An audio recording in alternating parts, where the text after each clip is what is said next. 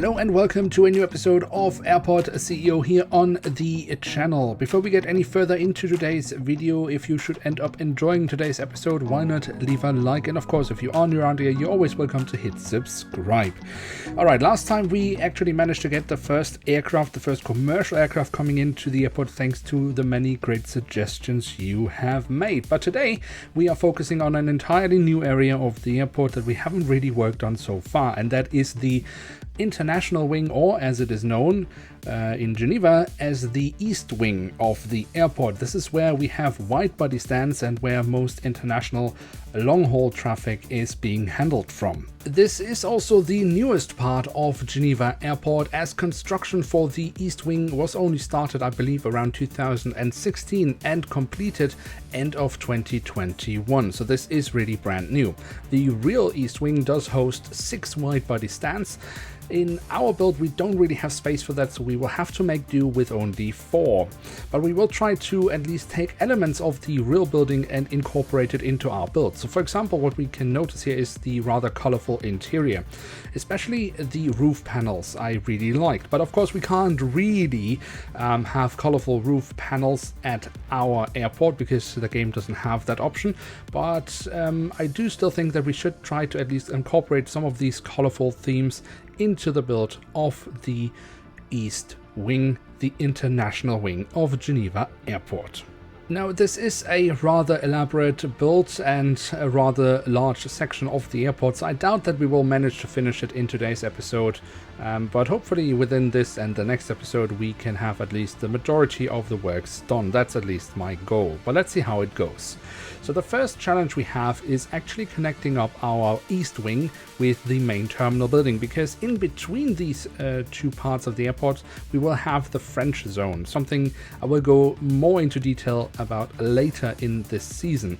But for now it is simply sufficient to say that we can't have a direct connection on first floor level from the main terminal building over to our east wing, so we need to kind of bring passengers up to level 2 and guide them over to our east wing, from where we then again can lead them down to level 1 where we have the jet bridges.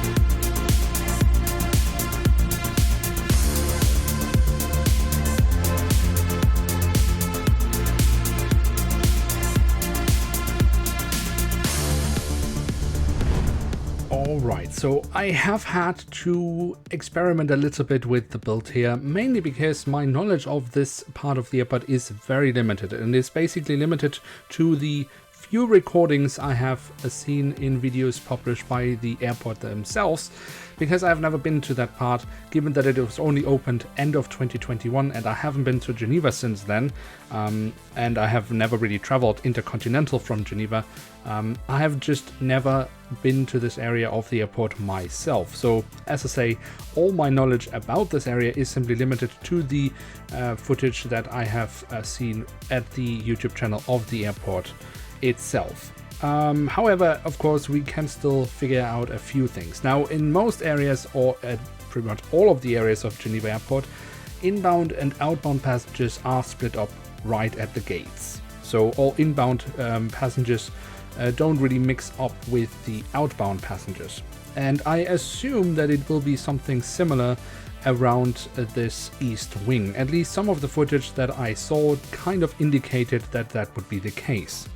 That means, of course, we will also try to do that here. Again, we don't want to lead the passengers down to ground floor level, but we will, just as in a main terminal build, lead passengers straight up to level 2, so that they then there meet basically after they've left the international zone, because we will have to change this all into an international zone, obviously. They will then meet up with all the other passengers and then go down all the levels until they reach level -1, where we have the common baggage bay or baggage retrieval area. Then another thing, of course, that I have noticed in the video footage that I have seen, the terminal building itself does seem to be rather narrow. And it also does appear like there are no shops around there, which actually surprised me. The building is rather narrow because obviously in real life there isn't much space to actually build such a terminal building, so they basically had no choice. We will build our building a little bit wider because I do want to have shops. Now, yes, we are trying to replicate Geneva Airport as close as possible, but as always we do also need to at least somewhat look at what the game needs of us. And I don't want to have such a large section of the airport without any shops, because I'm pretty sure that this will lead into some disgruntled passengers. So to alleviate that, we will add a few shops, and we do actually have a little bit more space around this part of our build, so we can actually afford to make the terminal building a little bit wider than it is in real life. Now, when it comes to the build itself, I will be using walkolators because I have seen some footage where there were walkolators, although it does appear that around the gate areas there aren't. In our build there will be, I assume the walkolators will be probably around the areas where the inbound passengers are coming in, so they can be basically led over to the baggage retrieval faster. But I'm not entirely sure again here. But I will have walkolators placed around also the gate areas, just again to kind of cater to the needs of the passengers, because this terminal building is for the game a rather long building. And then what I will do is basically in real life you would have the waiting areas around the gates, and then you basically would have the back wall of the building because it is that narrow.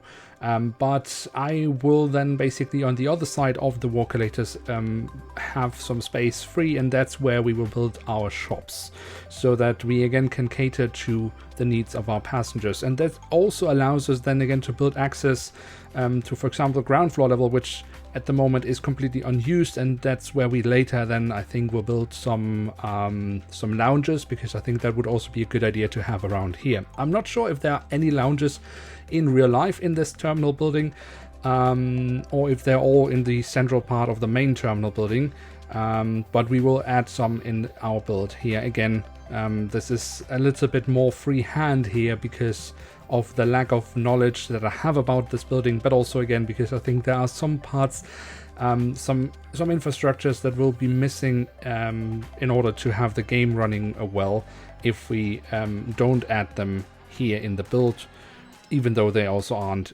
at the terminal in real life. So we just have to live with this little compromise.